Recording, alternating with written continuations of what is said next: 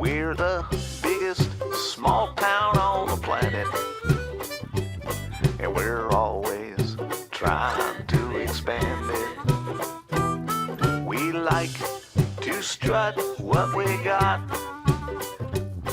in a land of holy Mackinac. Welcome to Flashbacks, the show about local history and nostalgia. We'll take you on tours of neat places and show you things you've never seen. You'll meet some amazing people, and each program will feature an original song about Hamilton. Oh, hi, my name is Mark McNeil. This is my co-host, Margaret Houghton. Welcome to Flashbacks. Flashbacks is a collaboration between Cable 14, the Houghton Spectator, and the Houghton Public Library. And you'll find stuff that goes along with the show in the Spectator and online at the Spec. And also we'll alert you to related material on the Houghton Public Library website. I should tell you a little bit about myself. I'm a reporter by day. I work at the Spectator, and I write songs and perform at night. And one of my passions is local history, which is the theme of this show. And I've been involved in a lot of special projects related to local history over the past while, and including a play about called James Street that was about Howland's past. And more recently, I put a CD out of songs relating to Hamilton's history. And a lot of those songs will find their way on this program over the coming months. Let me introduce you to my colleague here, Margaret Houghton. Tell us a little bit about yourself, Margaret. Well, I was born in Hamilton, brought up in Hamilton, went to school in Hamilton, and then one day in 1978, I heard that there was a job opening at the Special Collections Department of the Hamilton Public Library doing local history. So I applied for it and got it, and I'm still there today. Except it's called Local History and Archives now. And over the course of my employment at the library, I've been involved in writing 10 books. And right now the library is doing a series of videos of the history of Hamilton, which have been very popular. Hamilton history is a pretty popular topic. Why do you suppose that is? Do you think that's true in all communities? No, I don't think it's true in all communities. I think it's true in Hamilton because I've always maintained that Hamilton is the biggest small town in Canada. Everybody is just so interested in their own community and what they do that they get all excited about it. There's only 3 cities in Canada that apparently are that way: Halifax, Vancouver, but Hamilton is number 1. And what is a popular topic for people coming into the local history and archives section? Oh, well, some of them are coming in to look for their genealogy. Others are coming in to look up murders. Like? Neville and Dick, the most popular murder in Hamilton's history right now. They also come in to see what used to be where their house was or research the history of their house. And you name a topic, vampires to anything you want to name, and we've had a question about it. November is the month that we remember our veterans, and we have 2 reports that we'll show you a little later on the show. We have one from the James Street Armory, the John Weir Foote Armory, and we have the other from Veterans Place at Gore Park. But for now, we thought we'd look at a few historical photos of Hamilton, showing some military history. Margaret, what's that first photo show? The first photograph is dated March 18th of 1916, and it's a picture of a grand military parade that was held in Hamilton on that Saturday. The parade was actually 3 miles long and required an hour to pass any given point. They eventually ended up in Gore Park, which is what this picture is of, and as the men marched past the reviewing stand, which is near the top of the picture, they would do a sharp eyes right towards the reviewing stand and then keep going. A total of 8,241 men took part in this parade. This picture is of the unveiling of the cenotaph on May 22nd, 1923 by Governor General Byng of Vimy, which seems appropriate because he got his name from the Battle of Vimy Ridge, and he was brought into town to do this. They'd started building the cenotaph in 21, and this was the official unveiling in 1923. You could see the crowds. This photograph is immediately after the war. It was August 19th, 1946, and the man on the left preaching is Major John Weir Foote, VC. This was after he was released from the prisoner of war camp that he was in after he was captured at Dieppe. And this was the first commemoration of Dieppe after the war was over. This photograph shows long rows of veterans waiting to greet the King and Queen of England. The first time they ever came to Hamilton was in 1939. They arrived June 7th, and they lined up all the veterans in front of City Hall so that they could get a front row seat to see their majesties. And they also got them seats. The regular population had to stand. This shows the reviewing stand in front of City Hall for the Hamilton Centennial of July 1st, 1946. But standing behind the veteran in the wheelchair from the Royal Hamilton Light Infantry is Donald Clark from the Board of Control, Sam Lawrence, the mayor, and Brigadier W. Denny Whitaker, who was the director of the Centennial Commission and also a veteran of the RHLI. Now, Margaret, you wrote a book about Hamilton at war, the home front, what was going on in Hamilton at the time. Describe what Hamilton was like during the war years. Hamilton was a very busy city during the war years. They converted a lot of the factories away from making elevators and toasters to making radar parts and anti-aircraft guns. They actually did a large number of anti-aircraft guns, all of which successfully passed their tests out at the proving grounds at the beach strip. There was also a lot of women got into industry during this time because the men, of course, had gone overseas. And it was very, very busy. They had women packing prisoner of war packages, and actually it was one of the largest prisoner of war packaging plants in Canada. And by the time they closed down, they had packed 3 million packages. So everybody was busy, children, women, and men. That was very interesting, Margaret. Veterans Place in Gore Park couldn't be used last year because of construction that was going on. But this year, the Remembrance Day ceremonies will take place there. We went to Veterans Place to hear a little bit more about those changes. We're in Veterans Place in Gore Park, and Christopher Redford from the city of Hamilton is with me. Christopher was one of the main people involved in the changes that have taken place at Veterans Place. Tell us a bit about the thinking behind what we see out here today. Well, the thinking that went into it was to honor the history of Hamiltonians coming to the Gore, to commemorate those who have made sacrifices and have served their community and their country. What we have done is consulted widely with many, many different veterans groups from many different involvements, and came up with a series of enclaves and a series of what are, I guess you'd call, ethereal nouns: hope, honor, valor, freedom, and we have tried to give those expression by taking images from Hamilton's service past, both military and civilian during conflict, and incorporated these in a way that we hope speaks both to veterans and to non-military personnel as well, so that we can all commemorate together. The work over last year meant that Remembrance Day had to move to City Hall in Leona.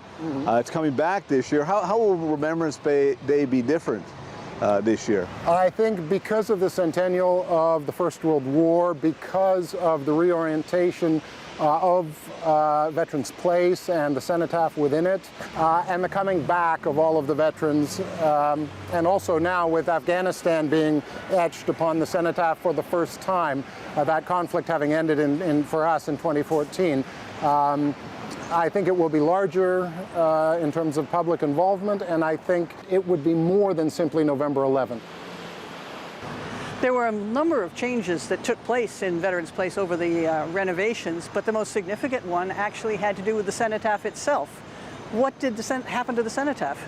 Well, if you have a look at it, it was in years past facing to the south, and it was a little bit farther situated towards the north, so it was actually turned.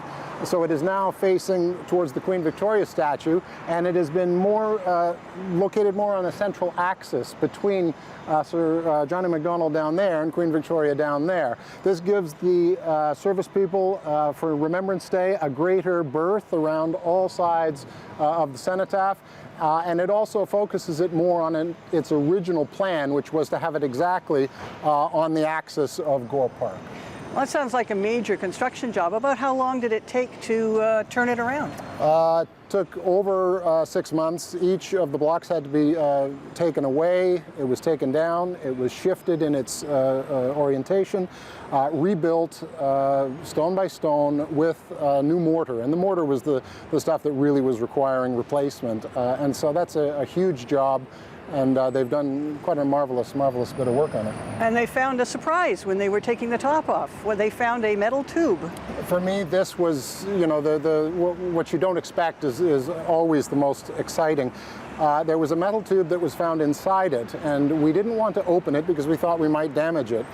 So we took it to McMaster, and they used neutron radiation, sort of like X-rays, but it works better with metal, and found that a scroll was inside it. And we didn't want to open it up because a wonderful woman, yourself, found what may be the only copy outside of the tube of the contents. The scroll contains almost 2,000 names of those who died in World War I, who were just from Hamilton alone.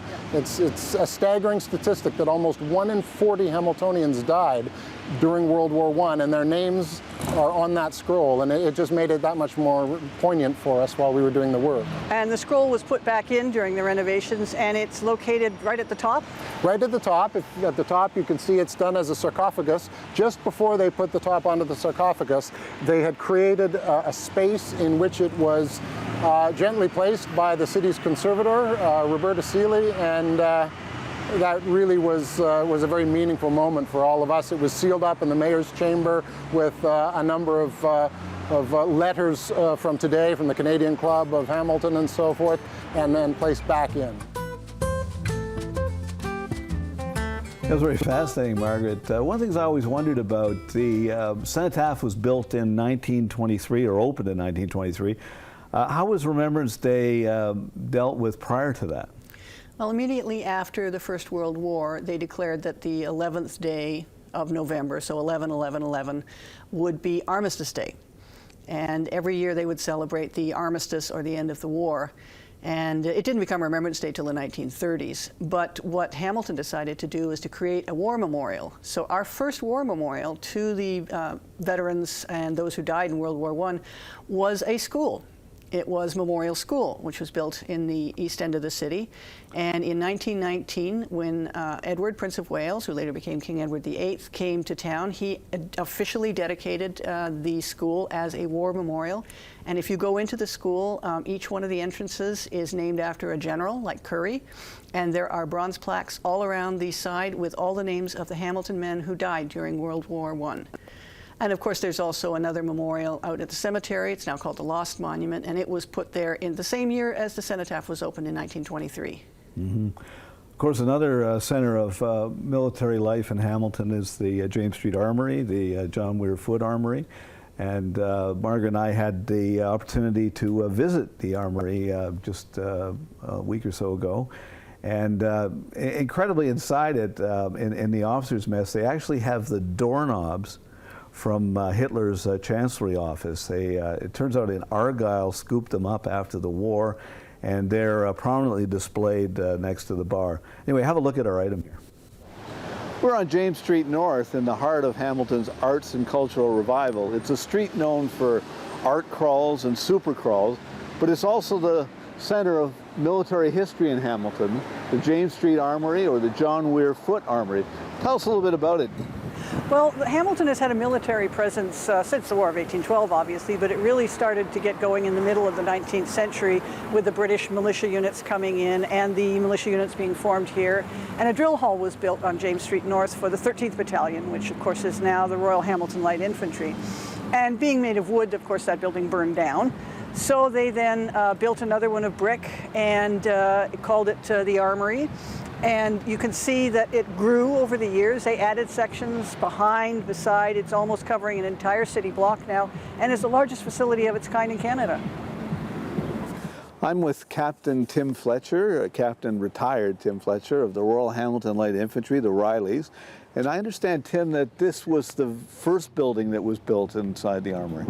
This is the first building built when the old drill shed burned down, and in 1863 this was finally opened, a Romanesque revival building for the 13th Battalion, today's Riley's, as you said. Then with the creation of the Argyll and Sutherland Highlanders, the 91st Battalion, the space was too small, so they built this addition, if you will, or second armories, new armories, and in 1907. And the Argylls and the Rileys moved into here, and this comprised this long building here, as well as this archway here and building above it, which contains offices and messes. Then, with the threat of war looming on the horizon in the 1930s, and as a Depression-era work project, they enclosed the rear of what was an open courtyard with that building, which houses offices and a mess for the junior ranks. And that created what we now call today the James Street Armories. And this is one of the few military buildings in Canada that can be called armories plural, because in essence it's two buildings linked by these cross pieces. We're in the officers' mess of the Royal Hamilton Light Infantry. Can you tell us a little bit about this, please? Very historic room. The first thing that comes to mind are the numbers of people who left this room at the outbreak of war and never came back. World War I, World War II. World War II are commemorated in the memorial room in the back room. We'll see that. But in this room are kept the most sacred objects of the regiment, the regimental colors, as you see in the cabinets behind. The Queen's color, the regimental color with the battle honors. Recently, 1812 battle honors. We're hoping for Ridgeway. And various other objects around here. The memorial silver bugles that sounded last post at the tomb of the unknown soldier dedication in Ottawa in the 1990s. The colors of the original 13th Battalion on the wall that fought at Ridgeway are among the very few regimental colors that were ever carried in battle by a Canadian Army unit, and they're still preserved here. And also even newer, the RHLI stamp issued by Canada Post for our 150th anniversary. We were founded in 1862, and in 2012 we celebrated our 150th. This uniform is an original captain's uniform as worn by the 13th Battalion Volunteer Militia Infantry at Ridgeway. It's not a reproduction, it's the actual uniform with the 13th Battalion buttons, the officer's sash, the cuffs, and so on. This greatcoat is typical of the greatcoats of the period. It's an actual greatcoat, not a reproduction, with the volunteer militia badges, buttons on it, as worn at Ridgeway, and which the soldiers discarded because this is very heavy wool, and the temperature at Ridgeway was 100+ degrees that day, and very humid. So these were thrown by the dozens at the roadside and abandoned during the Battle of Ridgeway. This is Colonel Kennedy from the Argyll and Sutherland Highlanders. Tell us about the room we're in. We are, Mark, in the officers' mess of the regiment. The building was built by architect Walter Stewart, who was an officer in the regiment, the 91st Canadian Highlanders at the time, and now the Argyll and Sutherland Highlanders of Canada. Colonel Stewart and his firm designed what we call the new armories, which was built from 1904 to 1908.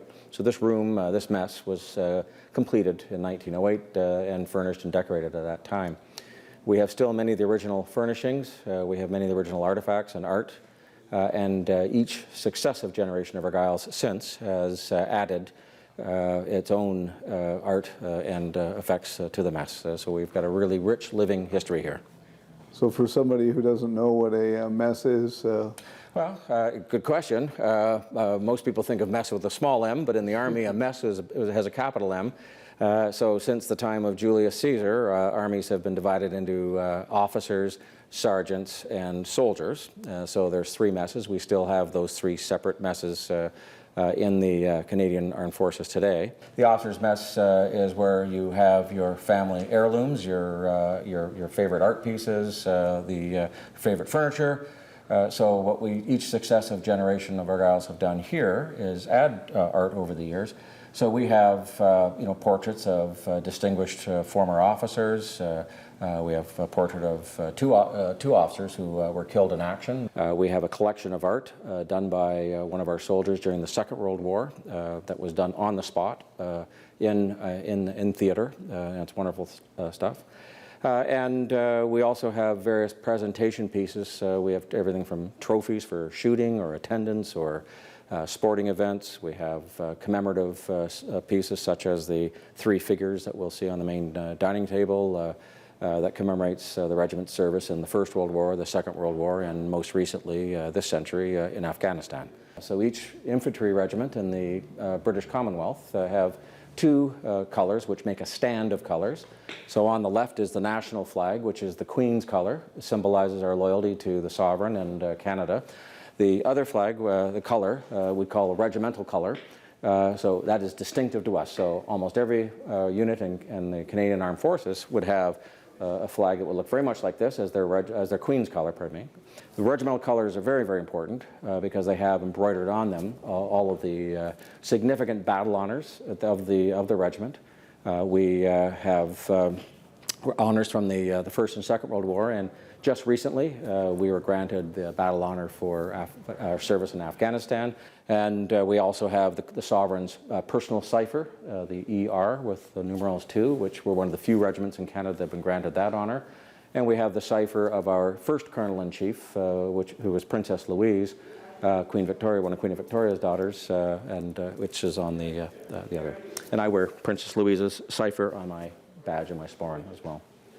What do you see adorning either side of the officers' mess bar here are 2 of the handles from the doors to Hitler's office in the Reichschancellery. They're not here out of any kind of respect. They're mounted here actually in contempt, because when one's having a beer, one hangs off the handles while you're chatting with your mates. This is the centerpiece of the Foot Armory on James Street North. This is where thousands of soldiers have had drills over the last 100 years. They went away to World War I, they went away to World War II, as well as more recently in Afghanistan. Today we had a chance to see some of the interesting detail in this building. And I'd like to thank the Argylls and the Rileys for that opportunity. You'll find pictures of artifacts from the Armory at the Spectator's website, thespec.com. And one of the other things we want to do with this program is introduce a song about Hamilton. A few years ago, I wrote a piece called Private Riley. It's about the Royal Hamilton Light Infantry, and it came out of my experience covering them. And what I tried to do with the song is show all the things that battles they've been involved in, peacekeeping they've been involved in over the last 150 years. The first verse deals with the Fenian Raids, where they had their first casualty, and the second verse is about the First World War, and the Second World War, Dieppe, where they lost 200 people in one day. And the last verse is about Afghanistan. And the point of the song is that I don't think soldiers are all that different from the guy carrying a musket back in the 1860s to somebody with a high-powered automatic weapon in Afghanistan. The song's called Private Riley.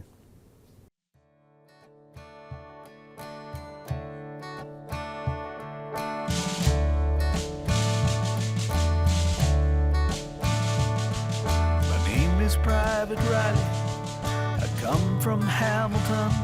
I needed some extra shillings, so I joined the battalion. They shipped me on a cattle car with a battered musket gun.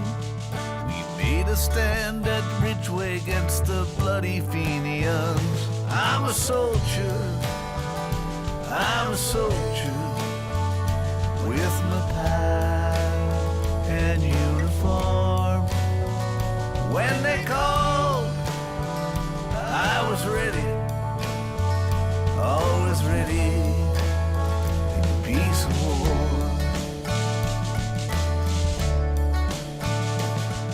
My name is Private Riley.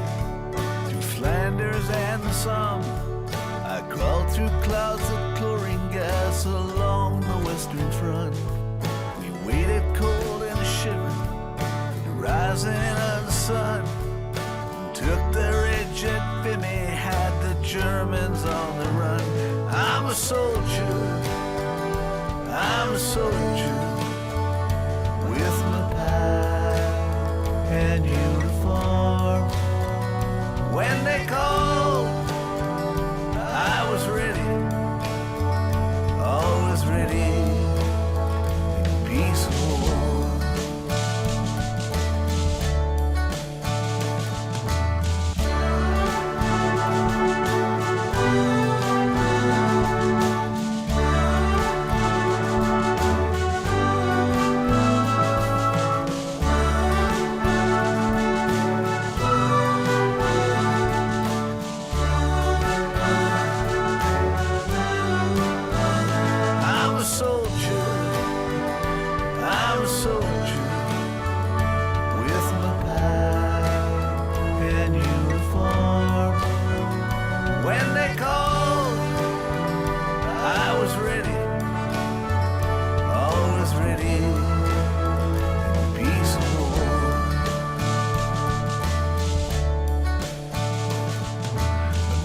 Private Riley on the beaches of Dieppe.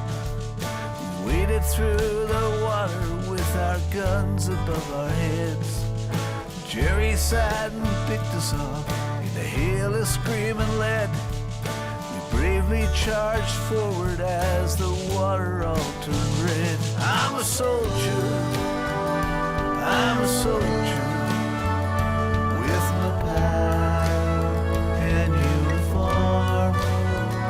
When they called, I was ready, always ready, in peace or war.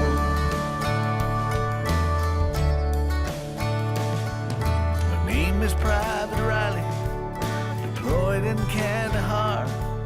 I watch for suicide bombers, forever I'm on guard. And sometimes I do wonder, have I really come that far? From a scared kid with a musket riding in a cattle car. I'm a soldier, I'm a soldier, with my pack and uniform. When they called, I was ready, always ready, in peace or war. Always ready, in peace or war. Always ready, in peace or war. Thanks for tuning in. Hopefully we'll see you next month. And here's a little bit of Holy Mackinac to see you out.